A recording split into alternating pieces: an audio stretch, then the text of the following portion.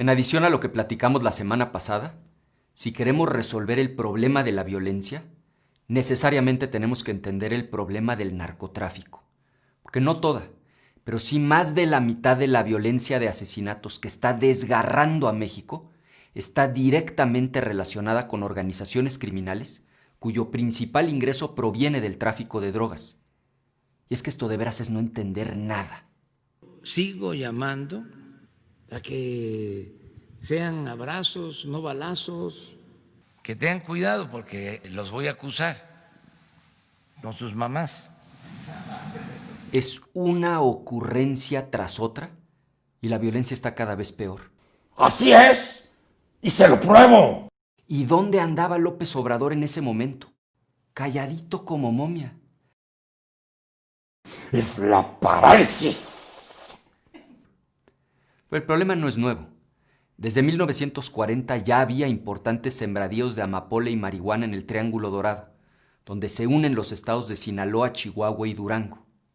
Pero cuando las ganancias de los narcos mexicanos realmente se dispararon, fue en la década de 1980, en que tomaron el control de la introducción de cocaína a Estados Unidos. Pero entendamos el tamaño del negocio. Va una cuenta rápida. Producir 1 kilo de cocaína en Colombia les cuesta unos $450. De acuerdo con los audios del juicio del Chapo, ¿cómo no las va? A 2,000. un cártel mexicano paga unos $2,000 por ese mismo kilo. Puesto en Estados Unidos vale unos 28,000. En la venta al menudeo puede valer hasta $165,000. La derrama para toda la gente involucrada, incluyendo funcionarios corruptos, es brutal. La ganancia es de 36,000%. Son millones y millones de dólares. Si nos vamos unos años atrás, el negocio de esa droga en particular no era controlado por los cárteles mexicanos, sino por los colombianos. La cocaína no pasaba por México, sino que entraba a Estados Unidos principalmente a través del sur de Florida. Pero en 1982, el gobierno de Reagan lanza una muy fuerte ofensiva que obliga a los cárteles colombianos a cerrar esas rutas. Ahora, ¿logró Estados Unidos acabar con la introducción de cocaína a su país? Pues claro que no, pero sí nos aventaron el problema porque esa droga se empezó a cruzar por México.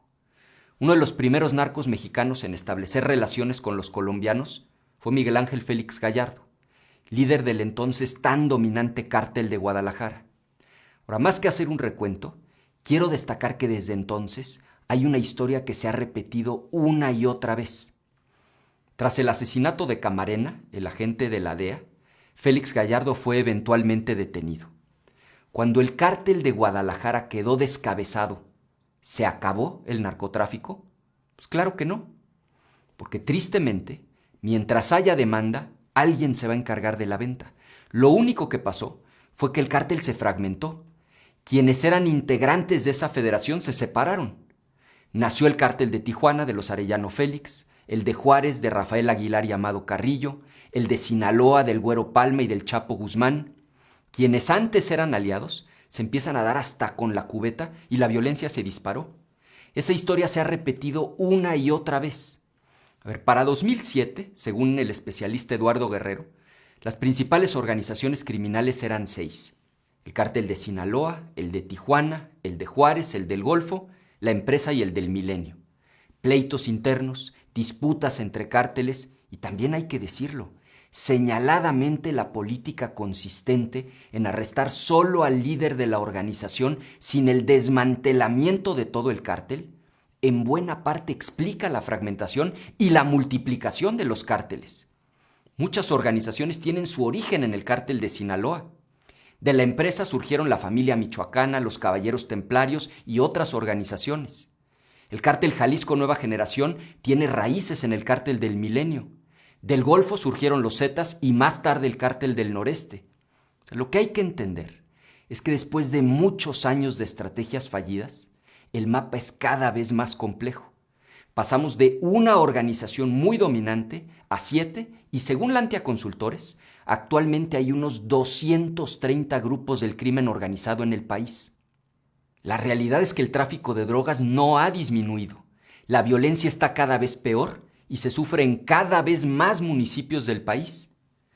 Para la mayoría de estas organizaciones, el negocio principal es la venta de droga. Pero claro, en la medida en la que acumulan tanto dinero, ese dinero les da poder. Y cuando adquieren el control sobre un territorio, se empiezan a comportarse como amos y señores de la plaza.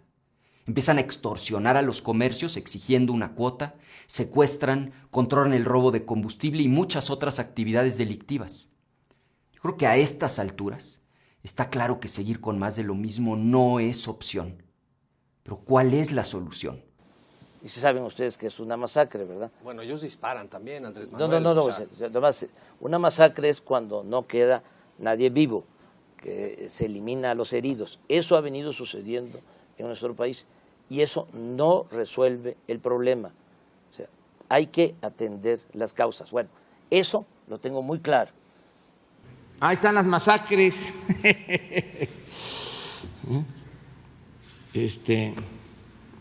Porque seamos serios, ninguna de las organizaciones actuales tendría el poderío que hoy tiene si no contara con la protección y el apoyo de funcionarios públicos corruptos y de agentes de seguridad que están coludidos. Salvador Cienfuegos, de acuerdo a la información que tiene el gobierno federal, si es que tiene el gobierno federal información, ¿estaría relacionado con el cártel de Sinaloa? No hay información sobre eso. Ni tampoco lo investiga ninguna autoridad mexicana. No existe ninguna investigación en México. ¡Compruébelo usted! Así, en ese plan. Yo voy a saber todos los días, ¿sí?, qué está pasando en este grave problema, ¿sí?, de inseguridad y de violencia. Eso nos da ventaja, eso nos va a dar ventaja. ¿Sí? Ya lo experimenté en la Ciudad de México y me dio resultado. Si es que tiene el gobierno federal información, ¿estaría relacionado con el cártel de Sinaloa? No hay información sobre eso. Ni tampoco lo investiga ninguna autoridad mexicana. No existe ninguna investigación en México. Falta ver que se comprueben las acusaciones en contra de García Luna y del general Cienfuegos. Pero estos casos nos permiten entender el tamaño del problema que tenemos enfrente. Y tercero, mejorar nuestras capacidades de inteligencia y de investigación, para que en lugar de seguir solo descabezando organizaciones, con la detención del líder del cártel, lo cual muchas veces incluso provoca más violencia, desmantelemos toda la organización. Yo creo que a estas alturas está muy claro el fracaso de la militarización, iniciada en el sexenio de Felipe Calderón, continuada por Peña Nieto e increíblemente profundizada con López Obrador. Se retirará el Ejército y la Marina del combate al narcotráfico.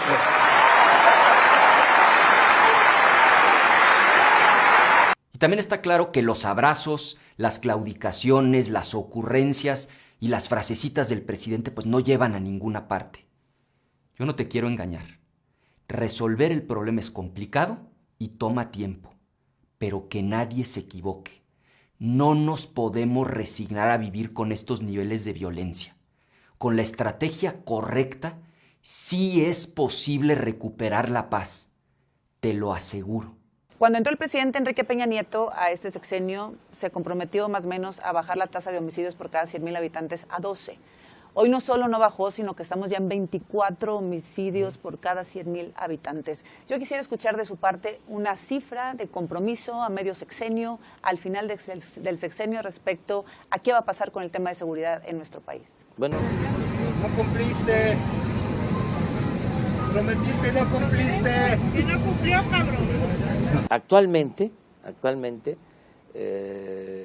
hay un promedio de 66 homicidios diarios en el país. Sí. 65 homicidios.